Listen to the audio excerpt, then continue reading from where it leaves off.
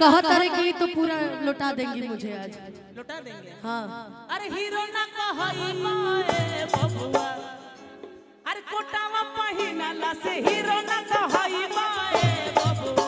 तहर दुल्हा कहई है ये बबुनी, तहर दुल्हा कहई है ये, तहर दुल्हा कहई है ये बबुनी।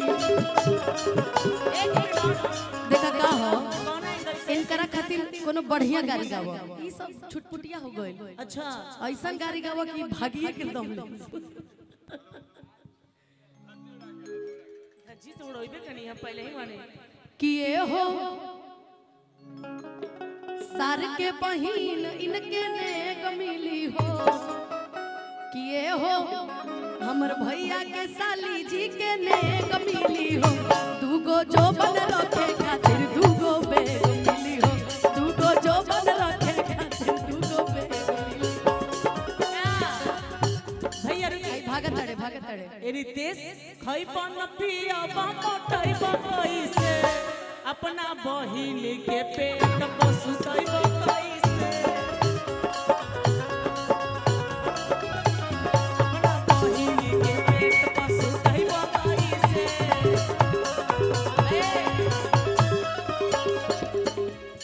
भैया रुकिए का ये रीते से भड़ुआ भागता रे बैठ रुकिए भैया का ये रीते से भड़ुआ भागता रे बैठ आ तहरा चूतर में बांधब कबूतर हो बैठ तहरा चूतर में बांधब कबूतर हो बैठ का ये रीते से भड़ुआ भागता रे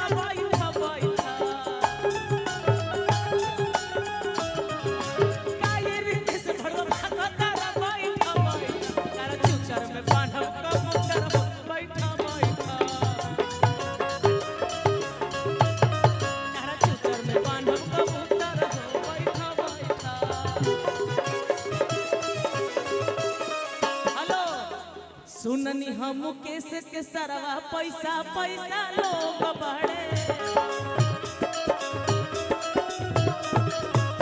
सुनी हम मुकेश के सरवा पैसा वाला लोग बढ़े। जानतारू हमरा से कान में का कहले हैं, ए भैया रुका, कहत तारे कि बताइए एगो गाना मेरी तरफ से गा दीजिए। तो हम तो मुकेश भैया की तरफ से कह रहे एगो गाना मेरी तरफ से, तो कलाकार होने के नाते फर्ज बनता है कि मैं भी गा दूं। गाइए।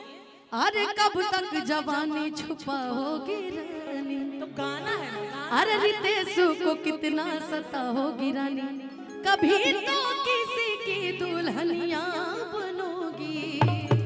और इन्होंने कहा कि मुझसे शादी करोगी, इसकी भाभी बनोगी, इससे शादी करोगी, इसकी भाभी बनोगी।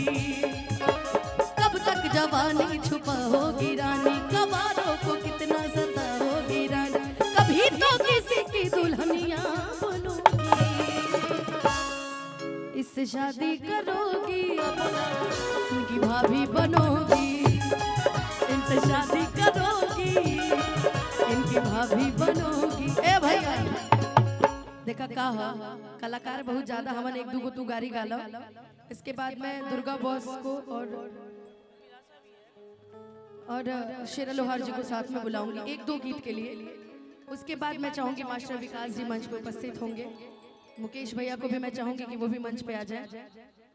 ठीक है अब तू जा सकेला ना, तोरा के गरिया ही देले बनी ना कि तू 3 दिन ले याद रखबो। बारात में स्वागत बढ़िया करी हो ना, तो फिर गाड़ी तू सुनबो,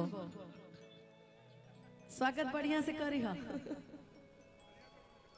हमरा से 4 दिन हमार नंबर ब्लॉक रखी का काव्य की बियाह ना भइल रही तो सोचबो करती। अरे मैं तो उधर से स्वागत कर लूंगी, फिर मुकेश भाई हम शामिल हो जाओ। इधर से तो कर ही दिया, अब आप ना करेंगे। इनका बियाह कराना बहुत जरूरी है। भाग रहे हैं, बैठिए। अरे सब की बड़ा रे दिनन पर दर्शन दिहलाए रीते सा भड़ुआ, आप दोनों मिलके गा दो। बड़ा रे दिनन पर दर्शन दिहलाए रीते सा भड़ुआ, अब कोई बनाया सनह लगाई, आई सिया राम के भज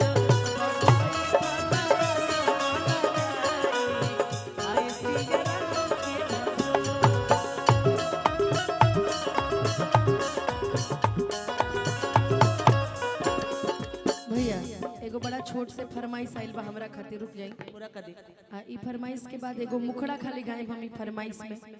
एकरा बाद हम चाहब कि विकी भैया भुवर जी, भुवर जी रउआ दुर्गा के शेरा जी के बुला दे, ओकरा बाद विकास जी, हम अभिलाषा जी भी बानी अभी। तुम चाहब कि एक गाना एगो मुखड़ा खाली हम गाएब, ओकर बाद खुशी एगो गीत गा ली हम, ओकर बाद फिर काव्या में सब लोग पढ़ ले। यहाँ के जौन गाना के फरमाइश कहनी है हम अपना बलमुआ खातिर गावतानी, ई हम अपना पियवा खातिर हमेशा गाइला कि सच कहतानी हमरे दिल के अरमनवा कि राजा जी खजनवा हीरा रतनवा। शेरा लोहार जी कि अखिया नशीला लागे सब फीका तोहरा आगे कि रतिया में आवे वाली मीठा सपनवा। विकास जी थोड़ा बातचीत कम कीजिए, इधर देखिए कि राजा जी परनवा राजा हो कहनवा, राजा जी परनवा राजा हो कहनवा।